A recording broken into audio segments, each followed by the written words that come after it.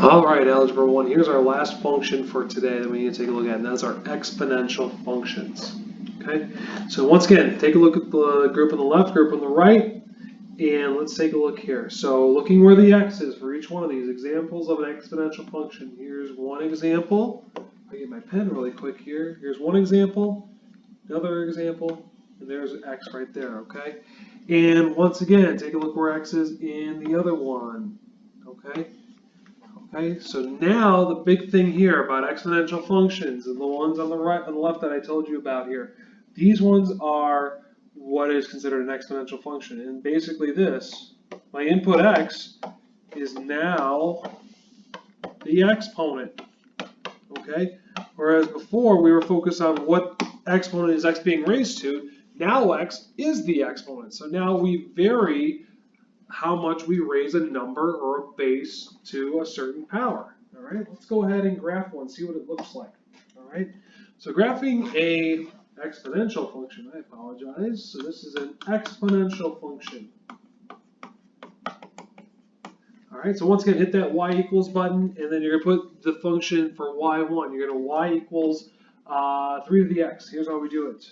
3, and then we hit that caret button again, and then we hit that x t theta n button next to the alpha. And that's how we do that. After you're done with that, hit trace.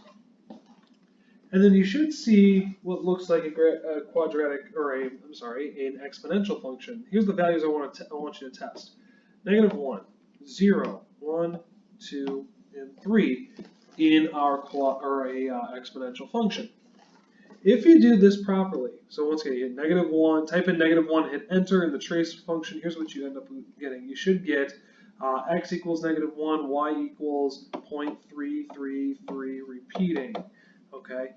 Now, another way we could write this is 1/3. Same thing if we keep moving on here. So 0, you should get 1, 1, you get 3, 2, you get 9, and then 3, you get 27. Okay, raising 3 to the power of x that we see there. To graph -1, 1/3, so that's between 0 and 1. So it's going to be just slightly off the x-axis, but then everything else is whole numbers. We can make do with all of that. Okay, 327. Obviously, this graph only goes up to 10, so I'm just going to graph it as best I can like this, and then it keeps increasing like this.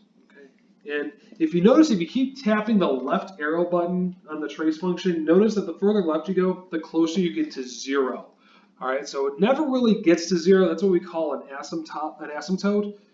Okay, so the asymptote for this function would be y equals 0. Okay, let me try writing that again. So asymptote. Okay, so it gets closer and closer to 0, but it never really gets there for y in my output. Okay. All right, so a couple things you need to know about properties of exponential functions. The graph is either always increasing, whether slightly or very rapidly, or is always decreasing. Okay, that we'll focus on those properties later, but you should know that this is what's going to go on with an exponential function. Okay. Here's what you need to know. The input variable, okay, which is also known as x, is always the exponent. We already covered that, but it's important that you know that so you don't get that mixed up. Okay, so the function y equals e to the x. E is not a variable, it's actually a number. It's one of those famous exponential functions. I took a whole class on it when I was in college. It's a number that's approximately 2.71828. And maybe if I'm feeling nice, maybe I'll show you where ye is equal to that number when we get there in Algebra 1. Okay? So a couple things you need to know. First of all, your homework will be on a quizzes. Keep trying until you get 100% on it. And then I will not be here on Wednesday. You will need to make sure you do the mini quiz with the sub. Okay? Make sure you email me. I'll see you guys later. Good job today.